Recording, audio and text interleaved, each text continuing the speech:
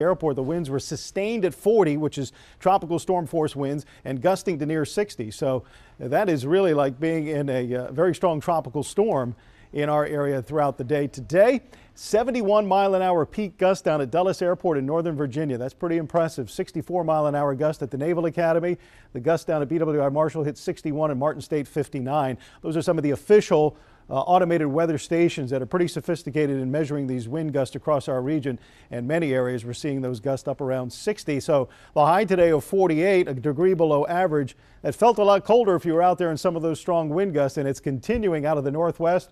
A gust of 54 right now at Easton and down at Ocean City. I think that's one of the stronger gusts they've had so far down at Ocean City today. Still gusting almost to 60 miles an hour at Reagan National in D.C. Starting to ease up a bit in the mountains, but still quite breezy there. And notice some of that snow in New England is coming back down the coast. Philly's getting some pretty good snow squalls. It looks like some of that might be sneaking into Harford and Cecil counties and maybe pushed back west across our area through the evening hours. So again, with these strong winds, might have an additional snow shower. We had a little bit of that this morning. Might pick up a few more on the far western edge of this massive storm that's sitting about 150 miles off the coast of Long Island now.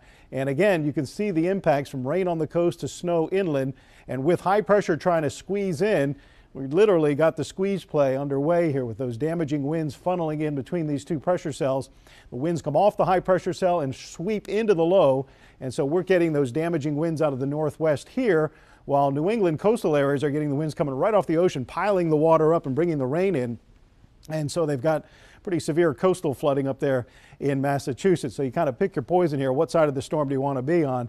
We've got the more dry conditions, but the damaging winds that go along with it. On Futurecast, you see the center of the storm slowly moving a little farther away as we work our way into the weekend, and then the winds will slowly die down. But emphasis on slowly, because even tonight, we're going to have winds gusting over 40, maybe to near 50 miles an hour, right on into midnight, 1 a.m.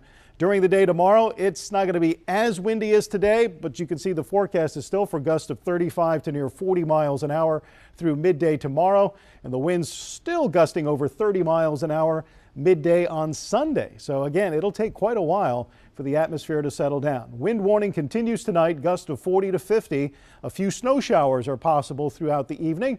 Tomorrow, a partly cloudy, gusty, windy day with highs of 45 to 50, gusts to 40 miles an hour tomorrow. Windy conditions across the state. Temperatures a little bit on the chilly side for this time of year tomorrow.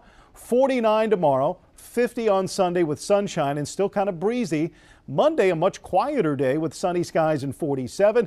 And then another storm may be trying to form middle of the week with a chance for some rain showers on Tuesday and Wednesday.